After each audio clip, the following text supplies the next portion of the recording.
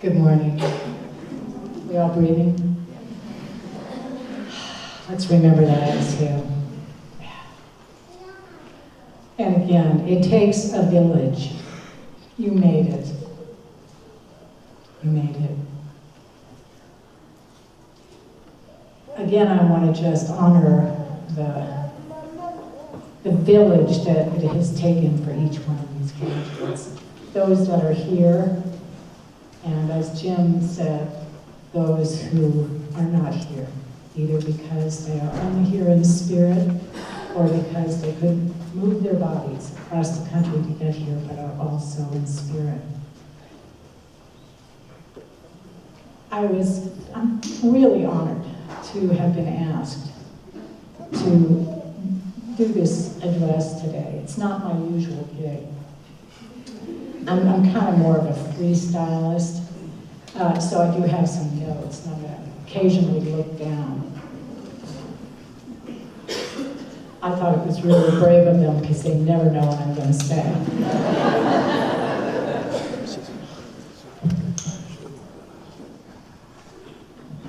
This is a very auspicious week to be graduating. A very auspicious week to be graduating. And as I've come here, I've been contemplating what would be meaningful for me to say in this time that I have. That I'm going to, I stole Deb Schroeder's watch so that I can monitor myself here.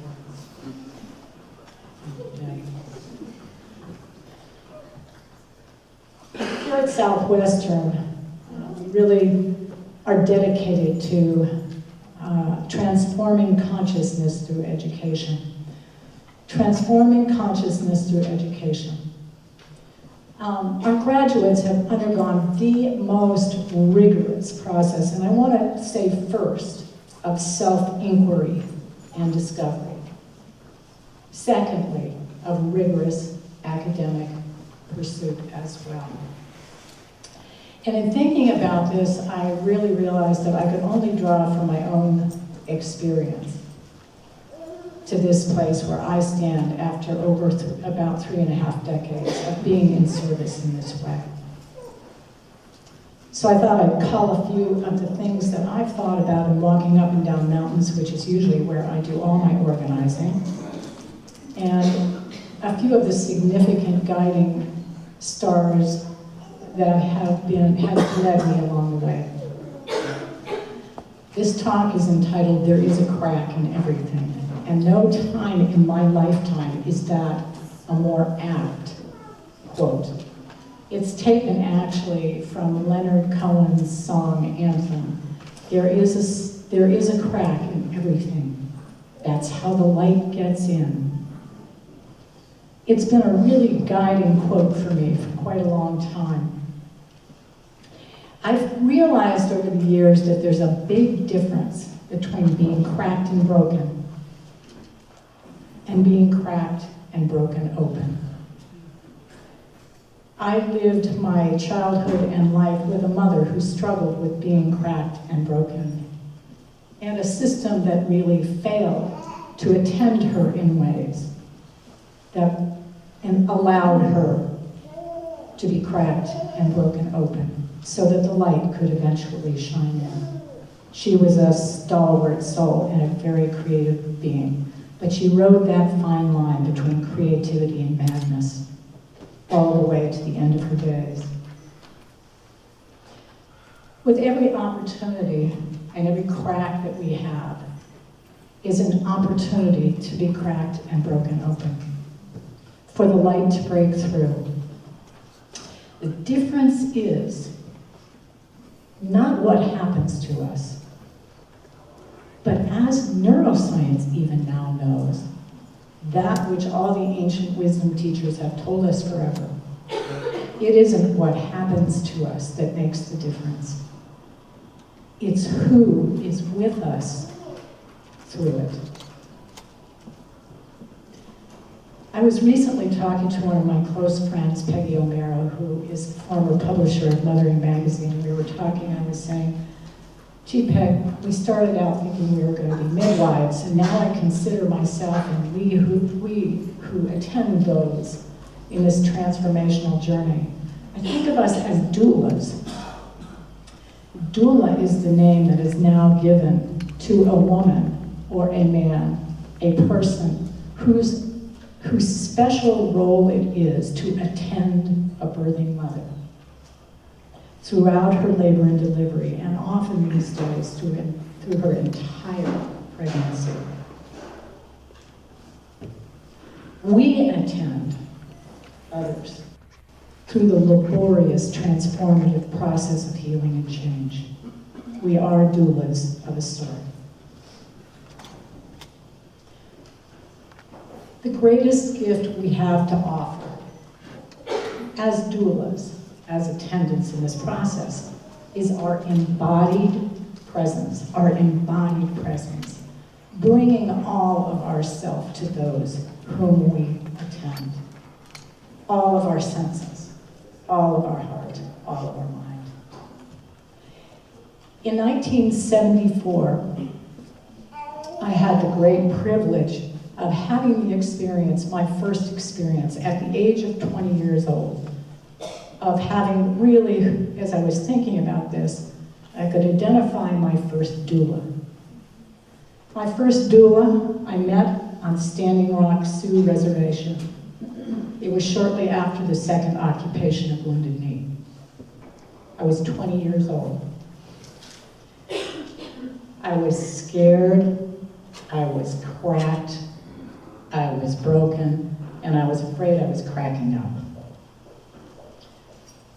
I was taken under the gentle wing in Cannonball, North Dakota, where I was living between Cannonball and Fort Yates at the time, by an Episcopal priest and traditional medicine man, a man who was walking with a foot in both worlds, a man named Morris Bulbear. He was the center of my life there, or he and his family became the center of my life on Standing Rock. I spent many, many evenings with Morris drinking really thick, dark, black cowboy coffee and smoking Marlboro cigarettes, sitting at his steel-legged linoleum table as he told me stories about the cracks. And through the days and weeks and months that I lived on Standing Rock, I saw things that were beyond my wildest imagination. Beyond my wildest imagination. Things that I could not believe were happening within the boundaries of these United States of America. Through it all, Morris's kind tending, his generosity of heart, his stories that filled my emptiness and began to midwife, doula through the light, through my broken cracks. It became a very deep time for me. I left Standing Rock with a book of stories about Iktomi, the Sioux trickster, who he told me many stories about. A carton of Marlboros he gifted me with, and a light shining through my cracks. And I learned that there was a difference between the light cracking through and cracking up. I began to stand on the shoulders of my mother at that moment. And I think that was probably the first step in my path.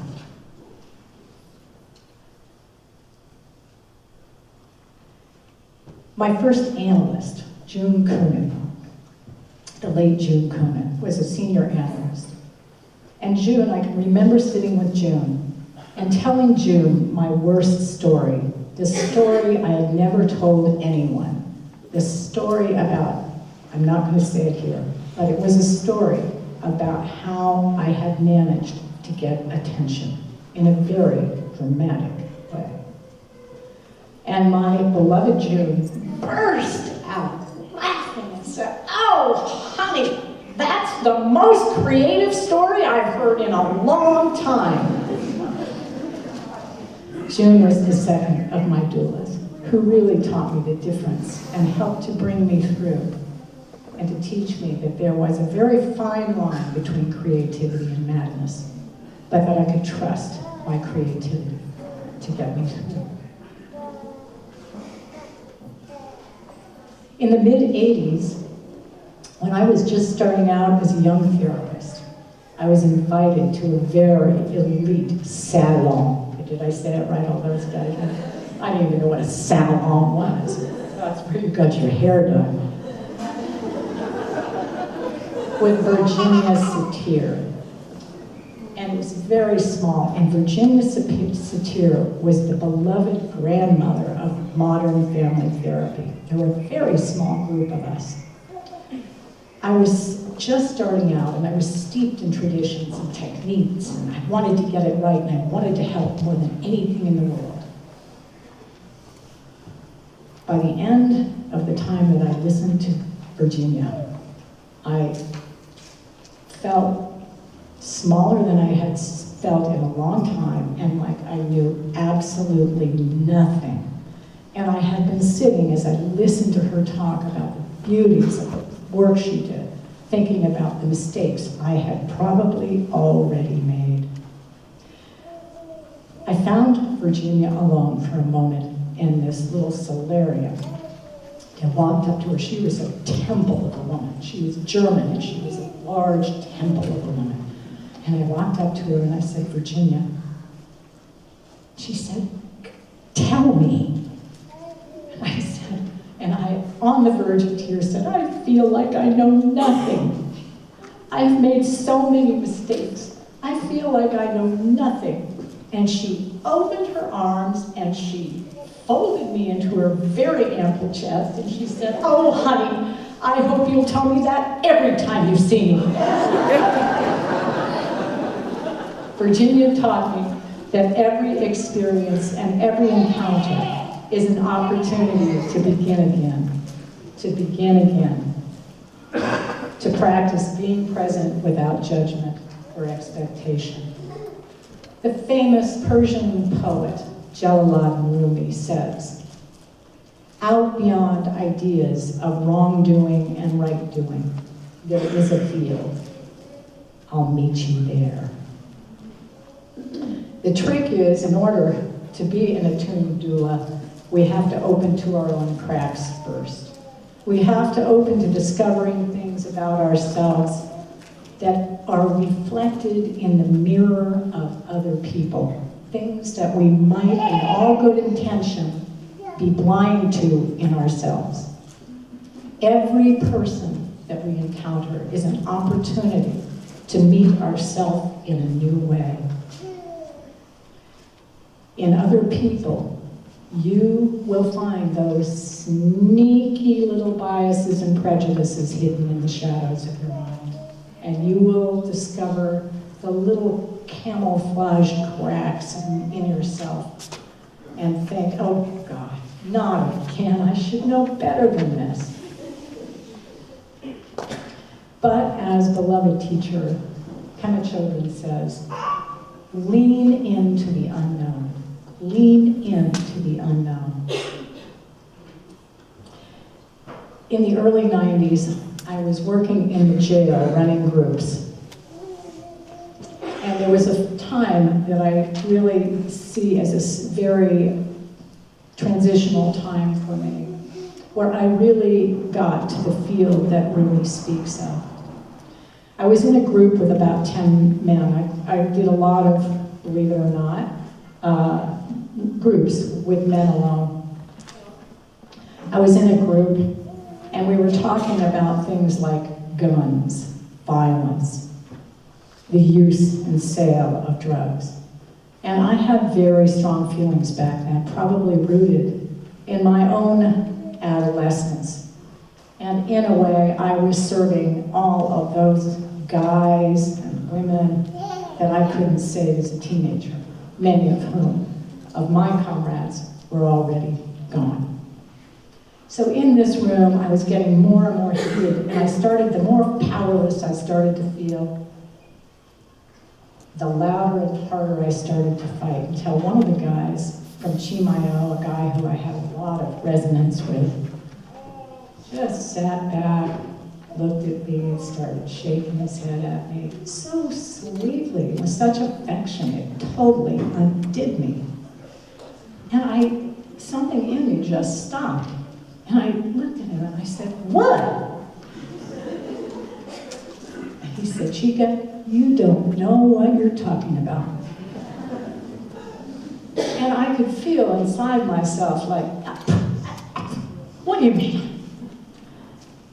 And something in me relaxed. And I sat back, and for the first time in my career, I said, "Help me. Tell me what I don't understand." For the rest of that hour, those 10 men taught me things about myself. And they took me deeply into their world. And at the end of that, I said, "So is it hopeless?" And they said, "Oh no, And they began to tell me all the ways it wasn't hopeless. But they needed me first to come completely into their world and leave mine behind. I've failed many, many times in service to others, and each failure is an opportunity to begin again. You graduates have spent the last years in the deepest process of self-inquiry. After nearly 35 years, I can tell you this is a very demanding practice, tending and befriending your own cracks. We have to remember to put on our own oxygen masks first. In order to really be present, we have to put on our own oxygen masks first. And that requires that we keep one eye in and one eye out. That we are always attending and doing what we need to do to attend our own inner process, even as we sit with others. In this profession, our survival depends on this skill. The founder and father of psychodrama used to always, one of his bylines was that no therapeutic method should have as its goal anything less than the healing of all mankind. Virginia Satir said something like that. She really went for the family, that the family is the microcosm. And by knowing how to heal the family, I know how to heal the whole world. It's a quote from Virginia. So in closing, I turn to a quote by Albert Einstein, my favorite quote. "The field is the single governing agent of the particle. The field is the single governing agency of the particle." It captures the essence of what I think we believe here at Southwestern College, which is both transformational and transpersonal. It reflects our great hope, I think, as a faculty, that whoever you work with and under whatever circumstances, the benefit of your practice and service contribute not only to the individuals you work with, to the families and groups you serve, but to the greater collective field. The healing and transformation that occurs within the individual contributes to the healing and transformation of their entire lineage, backwards and forwards. The healing of these many individual lineages contribute to the healing of the whole world, and maybe even of history. We have only to look at Desmond Tutu and the Truth and Reconciliation movement in South Africa to see the truth of this. And to our own native populations, many of whom are struggling right now. It is easy to become overcome with the suffering that is caused by the cracks. Remember, in these moments of inevitable overwhelm, when you're thinking, why the hell did I choose this profession? And I promise you, hear my words, you will have those days. Remember, you are working in and in service to the greater whole. Dear graduates, you've entered the field of we whose collective intention it is to further the great healing field of light, breaking through in these cracked times. And as you enter the practice, now in earnest, may you be safe. May you be free from harm and suffering. And may you always, in accordance with your own tradition, remember to dedicate the benefit of all the service you are doing, of all the good that it brings to others and to you. May you remember always to dedicate it to the healing and liberation of all beings, everywhere, without exception.